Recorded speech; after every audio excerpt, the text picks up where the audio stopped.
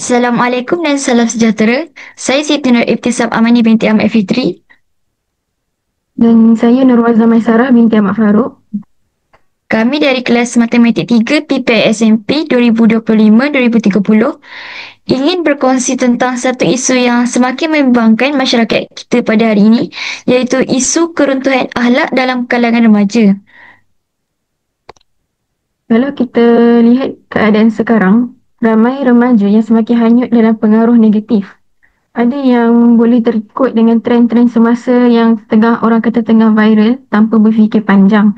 Ada yang semakin hilang rasa hormat dan rasa malu terhadap ibu bapa, guru dan rakan-rakan ataupun orang sekeliling. Dan ada juga yang terlampau leka dengan media sosial ni sampai lupa batas agama. Benar, Waznah? Selain itu, ramai juga remaja yang terikut-ikut dengan pengaruh budaya barat yang tidak sesuai untuk diamalkan dalam kalangan masyarakat kita. Mungkin mereka tak sedar bahawa sikap atau tindakan mereka ni boleh membawa kepada impak besar masa depan diri mereka sendiri ataupun negara kita. Betul tu Tisab. Jadi sebelum kita pergi kepada yang kita punya topik utama, saya nak terangkan maksud akhlak. Okey, apa itu akhlak? Akhlak ni menurut bahasa ialah yang berasal daripada perkataan khuluq yang bermaksud perilaku, perangai atau tabiat. Manakala dari segi istilah menurut Imam Al-Ghazali, akhlak ialah suatu sifat yang tertanam dalam jiwa daripadanya timbul perbuatan-perbuatan tanpa pertimbangan akal fikiran terlebih dahulu. Ini membawa maksud akhlak adalah sesuatu tindakan secara spontan yang datang dari jiwa manusia yang tidak memerlukan daya pemikiran di dalam melakukan sesuatu tindakan.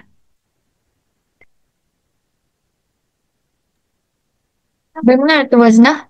Sebab tu penting untuk kita sedar bahawa akhlak ni bukan sekadar tentang sopan santun, tetapi ia juga mencerminkan identiti, maruah dan nilai diri seseorang. Tanpa akhlak, ilmu dan teknologi yang kita belajar selama ni, yang kita kerja selama ni tak bermakna pun. Jadi, dalam video ni, kami akan bincangkan dengan lebih mendalam dengan isu-isu keruntuhan akhlak, punca-punca keruntuhan akhlak, kesannya terhadap individu dan masyarakat, serta langkah-langkah yang boleh diambil untuk membentuk semula generasi kita yang berakhlak mulia. Jadi, jom kita sama-sama tengok dekat apa isu yang sedang berlaku sekarang ni. Okey.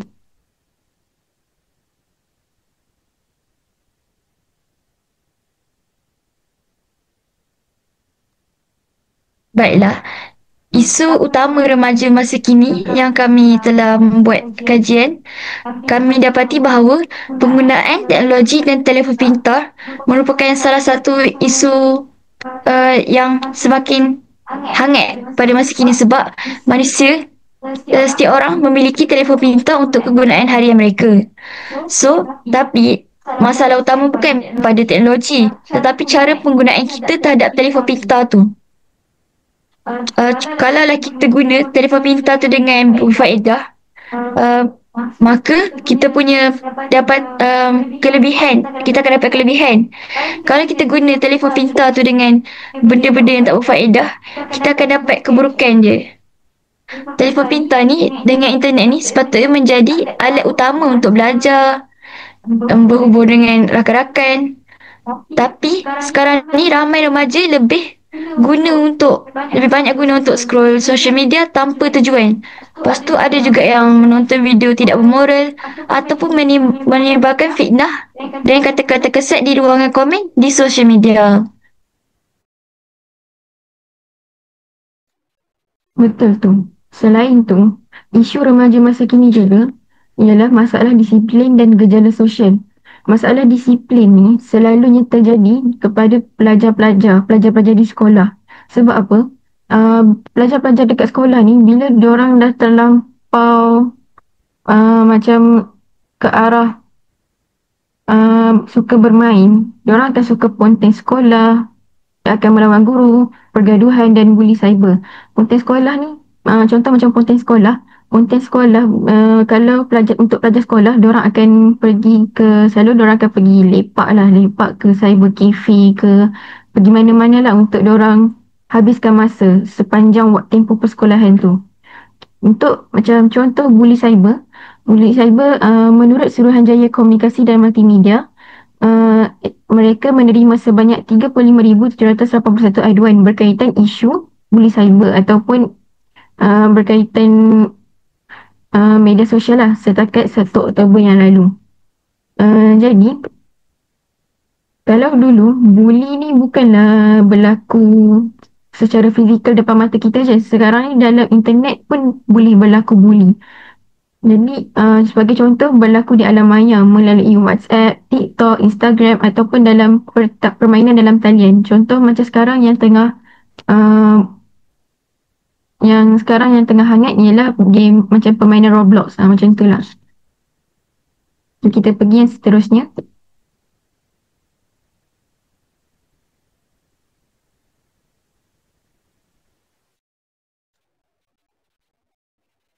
Baiklah, seterusnya isu yang semakin hangat dan juga yang terkini ialah gaya hidup tidak sihat dan pengaruh negatif di kalangan remaja.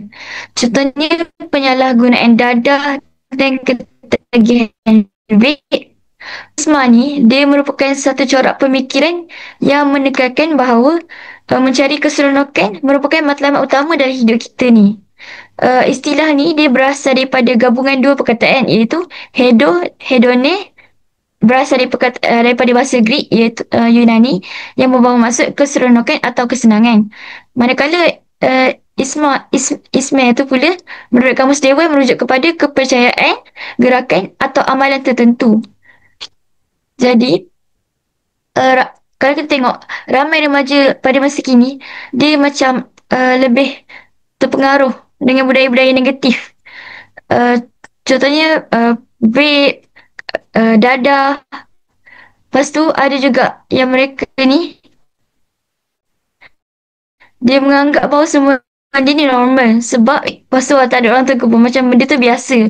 Padahal benda tu boleh mendatangkan banyak perkara buruk. Jadi kita kenalah tidak terpengaruh dengan budaya-budaya ni sebab tidak semua dekat social media tu betul. Betul tu. Jadi apa yang kita tengok berdasarkan isu-isu sekarang ni, ini bukanlah orang kata benda biasa untuk kita biarkan macam tu je. Jadi kita ni sama-sama kena tolong remaja-remaja ni untuk atasi perkara-perkara macam ni. Tapi sebelum kita pergi kepada langkah, kita kena tengok dulu mana datangnya punca remaja-remaja ni boleh terpengaruh ataupun terikut-ikut dengan perkara-perkara yang tak elok ni.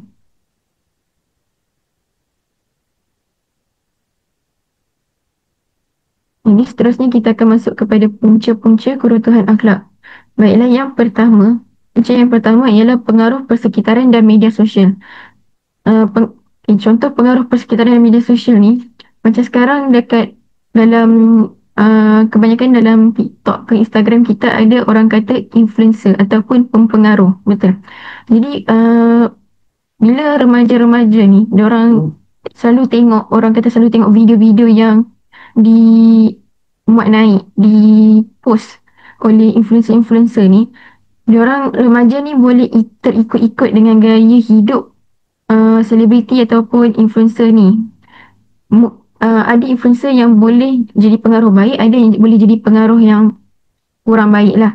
Dari segi contoh dari segi pemakaian ataupun pergaulan dia orang. Jadi kadang remaja ni rasa benda tu normal. Jadi diorang pun akan terikut. Akibatnya bila diorang selalu terikut-ikut ni, nilai moral dan rasa malu semakin hilang. Sebab apa? Diorang rasa macam bila kita buat konten ataupun satu video tanpa kita tapis ataupun tanpa kita tengok dulu kesan ataupun macam contoh macam kita rasa macam kita rasa suka, kita rasa benda tu boleh dapatkan perhatian orang. Jadi dia jadi macam tak elok lah untuk kita tonton. Okay, kita pergi yang seterusnya. Baiklah, punca kedua keruntuhan akhlak dalam kalangan remaja kita ni ialah berkemungkinan kerana mereka, para remaja ni kurang dapat perhatian dan kasih sayang daripada ahli keluarga mereka. Seperti yang kita tahu sekarang ni, dunia pun dah moden, ibu bapa selalu sibuk dengan kerja. Lepas tu mereka akan kurang masa untuk diluangkan bersama anak-anak mereka. Kalau zaman dulu, uh, mungkin bapa saja yang bekerja, ibu menjadi si rumah. Tapi zaman sekarang ni ramai ibu bapa bekerja, dua-dua bekerja. So jadi mereka hantar anak mereka dekat pengasuh ke. Mungkin dari situ mereka kurang dapat meluangkan masa bersama anak-anak mereka. Lepas tu, uh, seperti kita tahu remaja ni dalam fasa membesar. So, jadi mereka perlukan lebih banyak perhatian dan kasih sayang. Bukan hanya kemudahan. Sebagai contoh, ibu bapa hanya memberikan duit, wang saku semata-mata untuk anak mereka. Dia menganggap bahawa kalau anak mereka dapat duit tu, dia tak payah meluangkan masa bersama anak mereka dah. Hmm. Baiklah, yang seterusnya, punca yang ketiga ialah tekanan rakan sebaya ataupun pengaruh rakan sebaya lah. Jadi rakan sebaya ni ataupun kawan kita ni, tak semestinya kawan tu akan membawa kita ke arah kebaikan. Dia juga boleh jadi membawa kita ke arah keburukan. Contohnya macam ada kawan yang ajak kita buat perkara tak elok. Contohnya macam pergi hisap vape ke hisap rokok, ataupun macam contoh sekarang ni ponteng-ponteng sekolah, uh, ataupun nak ikut kawan. Kawan ni couple, kita pun nak ikut. Sedangkan kita tahu itu bukannya benda yang elok, bukannya benda yang elok untuk kita ikut. Jadi kita kena pandai-pandai dalam pilih kawan. Bila kita tengok dia macam suka ajak kita buat benda tak elok, jauhkan diri daripada dia. Sebab apabila salah pilih kawan ni, kita boleh membawa diri kita sendiri kepada kerosakan akhlak. Dia akan, dalam masa sama kita akan menjatuhkan maruah diri kita sendiri. Jadi janganlah pergi ikut kawan yang suka ajak ke arah keburukan. Kita kena nasihat kawan tu ataupun jauhkan diri je. Okay?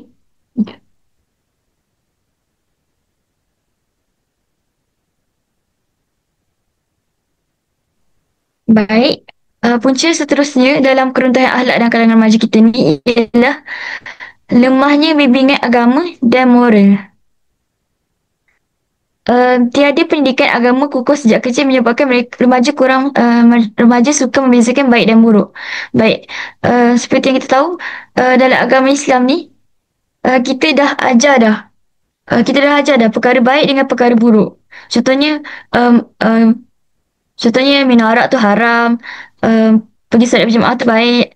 So, kalau waktu kecil ni, mereka kurang dapat bimbingan daripada contohnya ibu bapa ataupun guru, mereka mungkin akan sukar untuk membezakan antara baik dan buruk.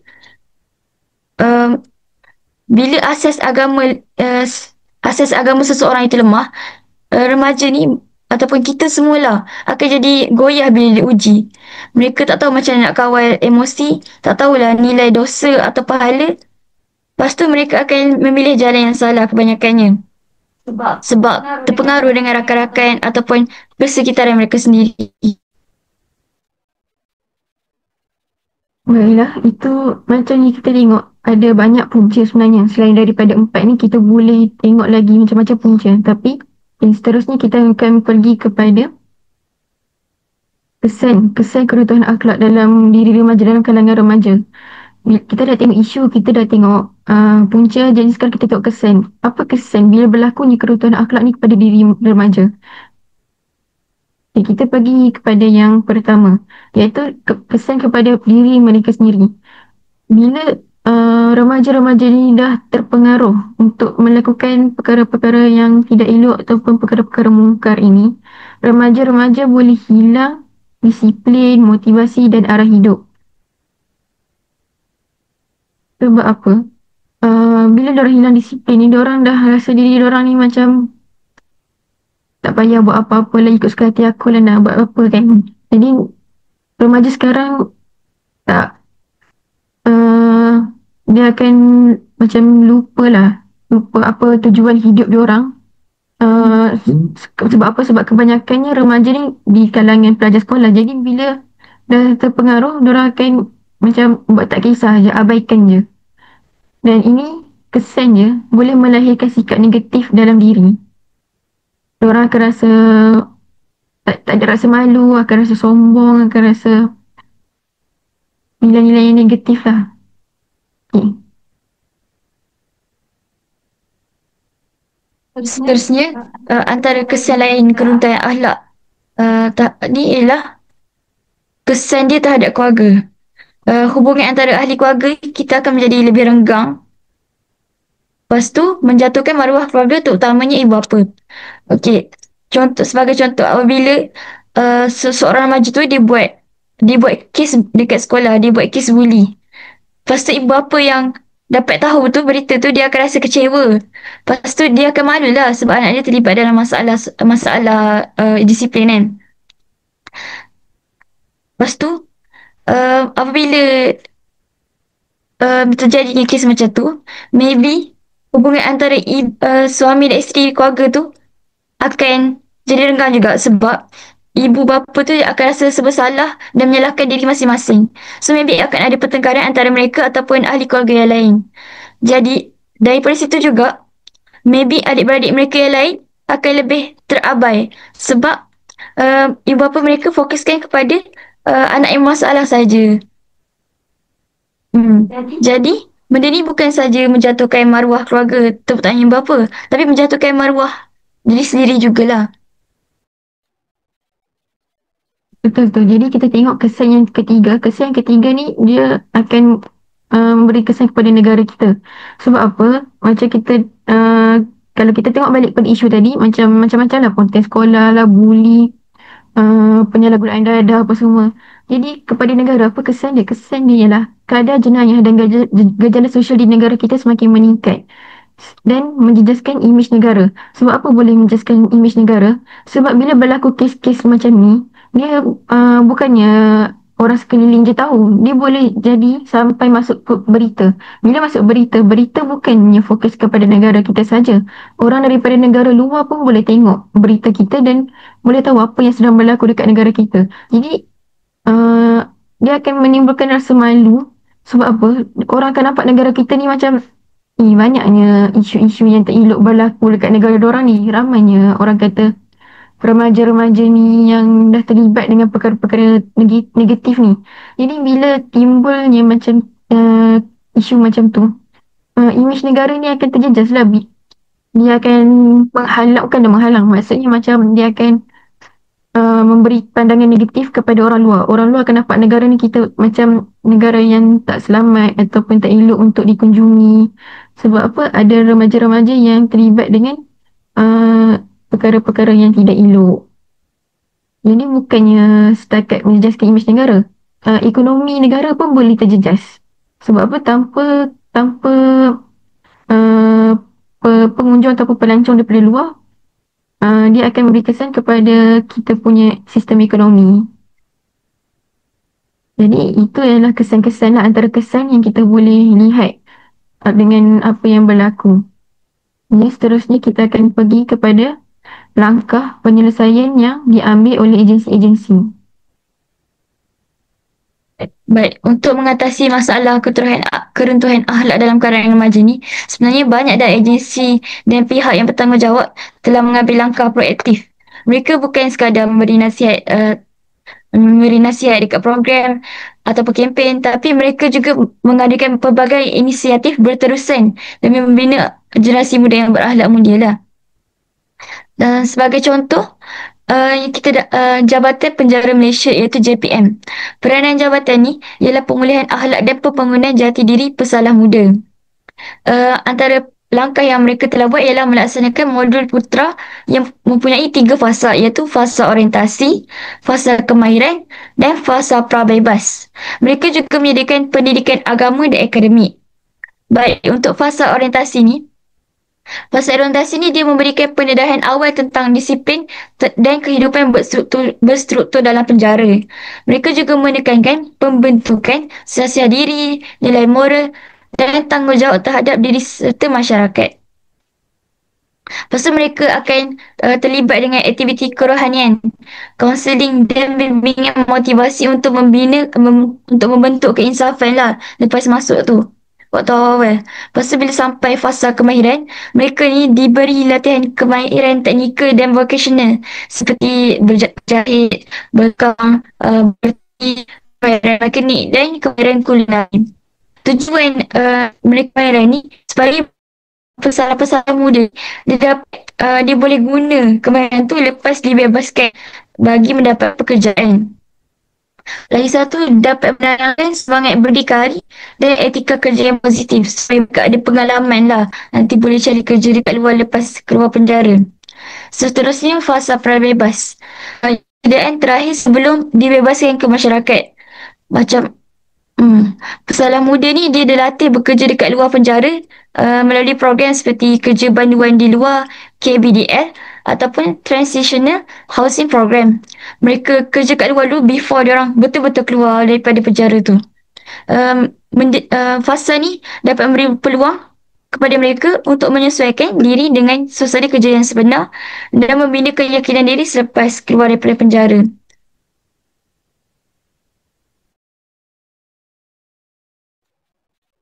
Baiklah, itu ialah langkah daripada Agensi Jabatan Penjara Malaysia. Jadi kita tengok kepada langkah yang diambil oleh Jabatan Kebajikan Masyarakat ataupun JKM.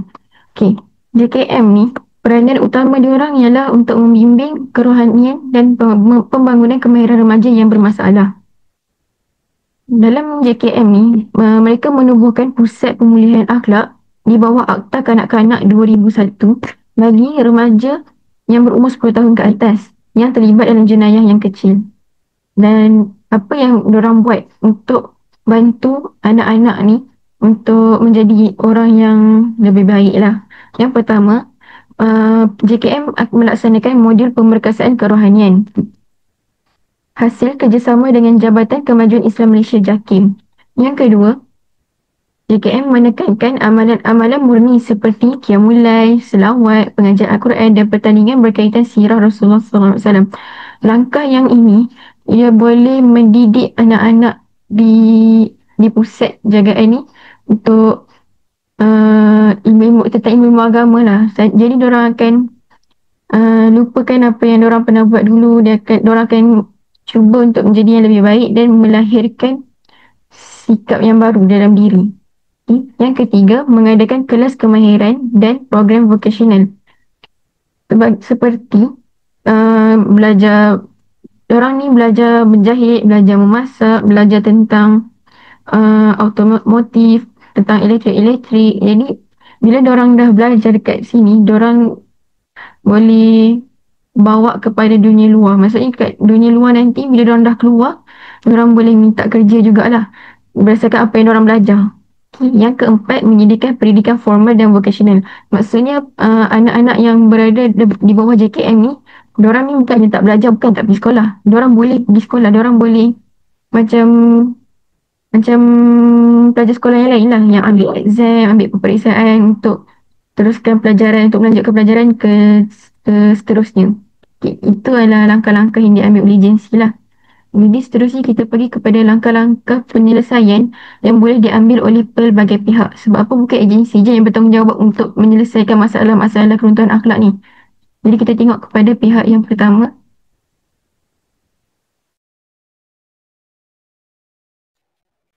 Baiklah, untuk pihak pertama iaitu kerajaan kita sendiri.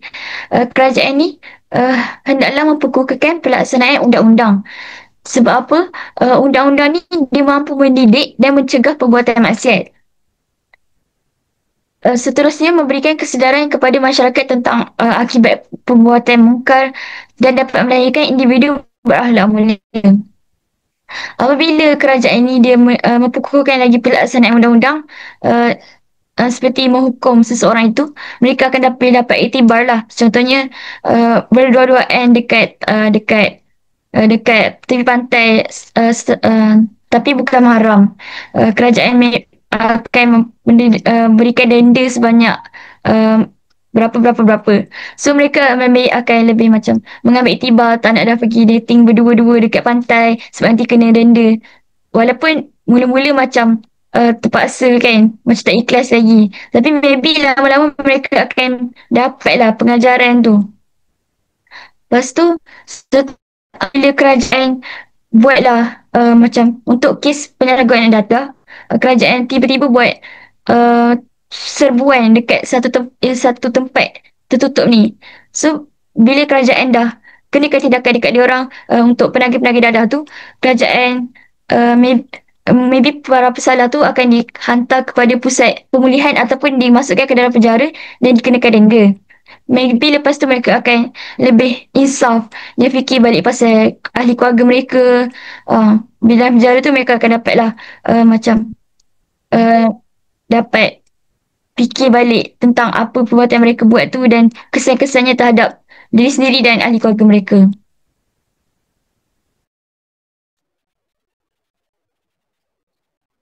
Okey, seterusnya kita tengok peranan pihak sekolah. Pihak sekolah dan boleh memantapkan pendidikan agama dan moral.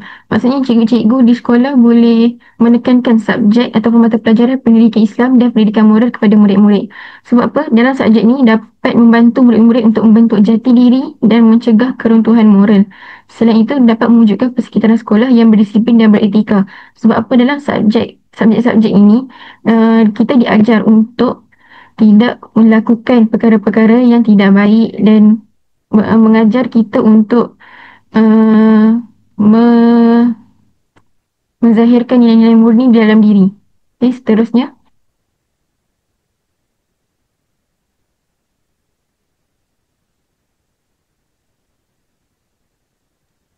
Baik, seterusnya untuk peranan ibu bapa ialah memberikan didikan agama dan kasih sayang secukupnya.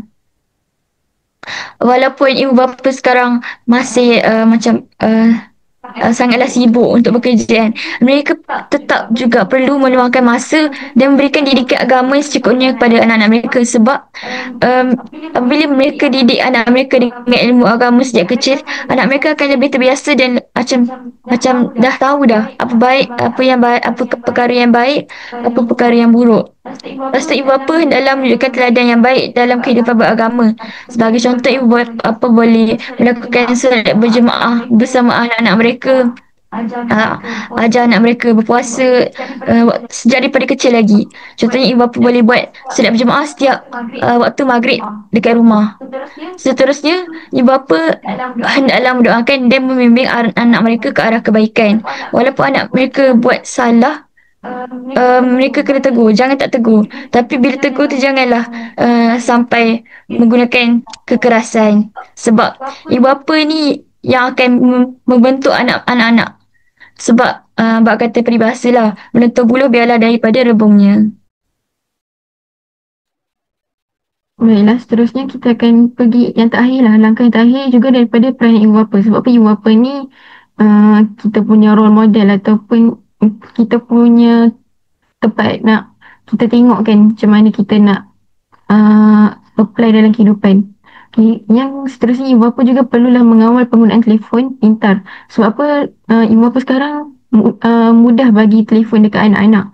Jadi, tapi janganlah bagi macam tu je, lepas tangan macam tu je. Sebab apa nanti akan macam ni lah dia akan timbul isu-isu keruntuhan akhlak ni. Sebab apa terlampau suka tengok media sosial, ibu bapa pula tak pantau. Jadi yang pertama, ibu bapa mestilah memantau dan menghadkan masa penggunaan telefon pintar supaya kita boleh tahu apa yang anak-anak ni tengok. Yang kedua, memantau kandungan dan aplikasi yang digunakan oleh anak-anak. Macam contoh game, permainan dalam talian. Tak semua permainan dalam talian ni akan memberikan kesan yang baik pada anak-anak.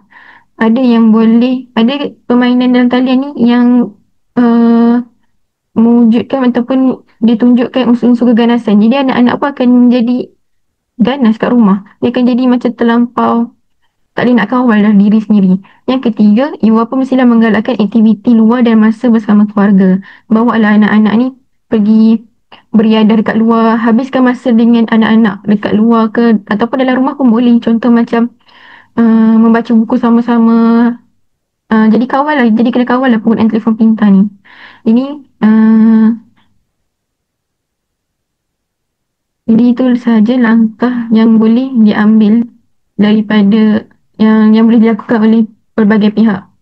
Ini kita akan pergi kepada kesimpulan lah. Jadi kesimpulan yang saya boleh buat kat sini, isu kerutan akhlak ni bukanlah satu isu yang kecil. Dan ia bukannya sekadar tentang salah laku ataupun disiplin. Tapi tentang jatuh bangunnya sebuah bangsa. Sebab apa? Macam yang dia cakap lah. Isu kerutan akhlak ni boleh menjatuhkan maruah. Betul? Jadi itu sahaja. Betul tu Azlah. Kalau kita nak generasi kita, negara kita Malaysia ni berjaya dan dihormati, kita mestilah um, memperbaiki akhlak kita sendiri. Sebab orang katalah bangsa yang tinggi akhlaknya akan sentiasa dihormati dan disegani walaupun di mana mereka berada. Jadi itu sahaja daripada kami. Sekian, terima kasih. Syukran.